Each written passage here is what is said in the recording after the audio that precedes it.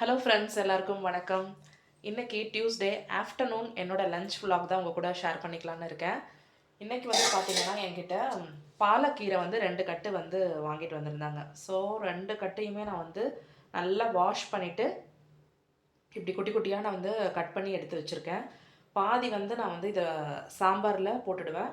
மீதி இருக்கிறது வந்து நம்ம பொரியல் பண்ணிக்கலான்னு சொல்லிட்டு 2 கட்டையுமே நல்லா கட் பண்ணி எடுத்து வச்சுருக்கேன்.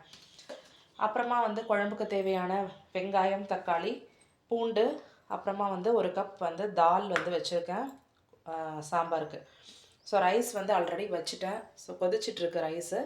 ஸோ ரைஸ் வச்சுட்டு கீரை பொரியல் அண்ட் பாலக்கீரை சாம்பார். இன்றைக்கி இதை நான் வந்து என்னோடய ஸ்டைலில் எப்படி பண்ணுறேங்கிறத உங்கள் கூட ஷேர் பண்ணிக்கிறேன். வாங்க பார்க்கலாம். பருப்பு வந்து நல்லா வாஷ் பண்ணிவிட்டு 1 கப் பருப்பை வந்து நான் ஆட் பண்ணிட்டேன். இது கூட மஞ்சள் பொடி வந்து 1/4 டேபிள் ஸ்பூன் போட்டுக்கிறேன். அப்புறமா நம்ம வந்து கட் பண்ணி வச்சுருக்க வெங்காயம் வந்து ஆட் பண்ணிக்கலாம். நான் 1 வெங்காயம் ஆட் பண்ணியிருக்கேன். அப்புறமா ஒரு 5-6 பல்லு பூண்டு வந்து ஆட் பண்ணிக்கலாம். ஒரே ஒரு வரமிளகாய் இப்போவே ஆட் பண்ணிக்கலாம். நெக்ஸ்ட்டு 2 தக்காளி நான் வந்து கட் பண்ணி ஆட் பண்ணிக்கிறேன். அப்புறமா பருப்பு கூட நம்ம எப்போவுமே ஆட் பண்ணுற மாதிரி பெருங்காயத்தூள் ஆட் பண்ணிக்கலாம். ஆட் பண்ணிவிட்டு நான் வந்து ஒரு 4 விசில் விட்டு இதை எடுத்துக்க போகிறேன். பருப்பு வெந்ததுக்கப்புறமா கீரையை வந்து ஆட் பண்ணி அப்புறமா நம்ம வந்து கடைஞ்சிட்டு நல்லா தாளிக்கலாம். இப்போ பாலக்கீரை வந்து பொரியல் பண்ணிக்கிறதுக்காக நான் வந்து ஒரு கடாய் வந்து வச்சுக்கிறேன். கடாய் வச்சுட்டு சூடானதுக்கப்புறமா வந்து 1 டேபிள் ஸ்பூன் வந்து எண்ணெய் ஊற்றிக்கலாம். கொஞ்சமாக எண்ணெய் விட்டால் போதும் இந்த கீரைக்கு. எண்ணெய் சூடானதுக்கப்புறமா நம்ம எப்பொழுதும் போல் தாளிக்கிறதுக்கு கடுகு, உளுத்தம்பருப்பு, அப்புறமா கொஞ்சமாக வந்து கடலைப்பருப்பு வந்து ஆட் பண்ணிக்கலாம். இது நல்லா பொரிஞ்சதுக்கப்புறமா வந்து வெங்காயம் 2 வரமிளகாய் வந்து கட் பண்ணி சேர்த்துக்கிறேன். கூடவே வந்து பூண்டு ஒரு 5-6 பல் வந்து நல்லா தட்டிட்டு ஆட் பண்ணி நல்லா சுருளை வதக்கிக்கலாம். என்னோடய ரைஸ் வந்து நல்லா வெந்துடுச்சு. ஸோ இதையும் எடுத்து வடிச்சிட வேண்டியது தான். வெங்காயம் நல்லா வதங்கினதுக்கப்புறமா நம்மளுடைய பாலக்கீரையை வந்து கொஞ்சம் கொஞ்சமாக ஆட் பண்ணி நல்லா வதக்கணும். இந்த கீரையிலேருந்து நிறைய தண்ணி வந்து வரும்.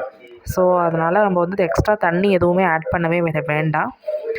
ஸோ நான் வந்து கீரை கூடவே உப்பு, மஞ்சள் தூள் சேர்த்து நல்லா கிளறி விடுறேன். ஒரு 10 மினிட்ஸ் வந்து நம்ம க்ளோஸ் பண்ணி வச்சோன்னா அதில் இருக்கிற தண்ணி எல்லாமே நல்லா வெளியில் வந்துடும். ஸோ அதுக்காக நான் வந்து க்ளோஸ் பண்ணிக்கிறேன். ஸோ கீரை சாம்பாருக்கு கூட வந்து இந்த எக்கு ஃப்ரை இருந்தால் நல்லாயிருக்கும். ஸோ அதனால் எக்கும் வேக போட்டிருக்கேன். கீரை நல்லா வதங்கிடுச்சு. வதங்கினதுக்கப்புறமா ஒரு 1/4 டீஸ்பூன் வந்து மிளகாய் தூள் ஆட் பண்ணிக்கிறேன். கொஞ்சமாக அந்த வாசனைக்காக அந்த மிளகாத்தூள் ஆட் பண்ணிவிட்டு அதையும் மூடி வச்சுட்டேன். கீரை பொரியல் ரெடி ஆகிடும். ஒரு 5 மினிட்ஸ் போதும், ரெடி ஆகிடுச்சு. தண்ணி வந்து நல்லா வற்றிடுச்சு. நம்ம வந்து துருகின தேங்காய் வந்து ஆட் பண்ணிக்கலாம். மிக்ஸி வந்து கரண்ட் இல்லை. ஸோ கையாலேயே தான் தட்டினேன். ஸோ அதனால தான் வந்து தேங்காய் கொஞ்சம் பெருசாக இருக்குது. ஸோ நம்மளோட கீரை பொரியல் ரெடி ஆகிடுச்சு. அப்புறமா வந்து பருப்பு நல்லா வெந்திருந்துச்சு. ஸோ அதுலேயும் வந்து நம்ம பாலக்கீரை ஆட் பண்ணிவிட்டு நல்லா கடைஞ்சி விடலாம். கடைஞ்சிட்டாக்க இந்த கீரையோட டேஸ்ட் வந்து நல்லாயிருக்கும். இது வந்து திக்காக வச்சா இந்த சாம்பார் வந்து ரொம்ப நல்லாயிருக்கும். கீரை ஆட் பண்ணிவிட்டு உப்பு, மிளகாய்த்தூள் ஆட் பண்ணிக்கலாம். நல்லா கலந்து விட்டுட்டு ஒரு 15 மினிட்ஸ் வந்து கொதிக்க விட்டால் இந்த பச்சை வாசனை எல்லாம் போயிடும். அதுக்கப்புறமா வந்து எப்பொழுதும் போல் தாளிச்சிக்க வேண்டியது தான். நல்லா கலந்து விட்டுட்டேன். பார்த்திங்களா எவ்வளோ கீரை நான் போட்டேன். ஆனால் 1 கப் அளவுக்கு தான் வந்து பொரியல் வந்து எனக்கு கிடச்சிச்சு. ஸோ பட் இருந்தாலும் இதில் அவ்வளோ ஹெல்த் பெனிஃபிட்ஸ் இருக்குது.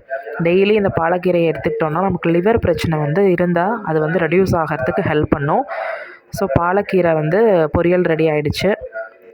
நெக்ஸ்ட்டு சாம்பாரும் ரெடி ஆகிட்டுருச்சு. அதுக்கான தாளிப்பும் கொடுத்தாச்சு. தாளித்து சாம்பாரை இறக்கிட வேண்டியது தான். லாஸ்ட்டில் எக் ஃப்ரை பண்ணுறதுக்காக குட்டி குட்டியாக எக்கை வந்து கட் பண்ணி வச்சுருக்கேன். இது தாளிக்கிறது ரொம்ப சிம்பிள் தான். ஒரு தோசை தவா வச்சுட்டு தவா சூடானதுக்கப்புறமா வந்து எண்ணெய் ஊற்றிக்கலாம். எண்ணெய் ஊற்றிட்டு வெறும் சோம்பு மட்டும்தான் நான் வந்து ஆட் பண்ணுவேன். ஒரு 1/4 ஸ்பூன் சோம்பு ஆட் பண்ணிவிட்டு நல்லா பொரிய விடலாம். பொரிஞ்சு விட்டதுக்கப்புறமா பூண்டு வந்து நல்லா தட்டிட்டு ஆட் பண்ணிக்கிறேன். பூண்டையும் ஒரு 2 நிமிஷம் நல்லா வதக்கிட்டு காஷ்மீரி மிளகாய் தூள் தான் ஆட் பண்ணுறேன். கூடவே கொஞ்சம் சிக்கன் மசாலாவும் ஆட் பண்ணிக்கிறேன்.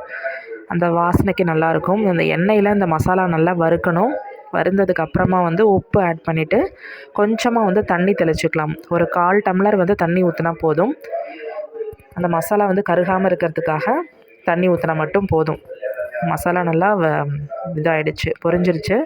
ஸோ தண்ணி வந்து ஆட் பண்ணிக்கிட்டேன். இந்த மசாலாவோட பச்சை வாசனை எல்லாம் போகிறதுக்காக ஒரு 2 நிமிஷம் வெயிட் பண்ணி எடுத்துக்கலாம். பச்சை வாசனை எல்லாம் போயிடுச்சு.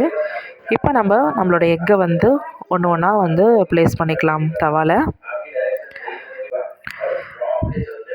நம்மளோட எக்கு வந்து ஒரு 5 மினிட்ஸில் ரெடி ஆகிடும். ஸோ எல்லாத்தையும் அழகாக அடுக்கி வச்சுட்டேன். இது திருப்பி போடணும். ஸோ கொஞ்சம் நேரம் மூடி வச்சுருந்து அந்த மசாலா வந்து அதுக்குள்ளே வந்து சோக் ஆகிடும். ஸோ அதுக்காக மூடி வச்சுருந்து அதுக்கப்புறமா திருப்பினா அந்த மசாலா வந்து நமக்கு அந்த தவாவில் ஒட்டாமல் முட்டையில் மட்டும் நமக்கு நல்லா ஒட்டிட்டு பிரட்டிட்டு வரும். ஸோ அதனால் வந்து வெயிட் பண்ணலாம்.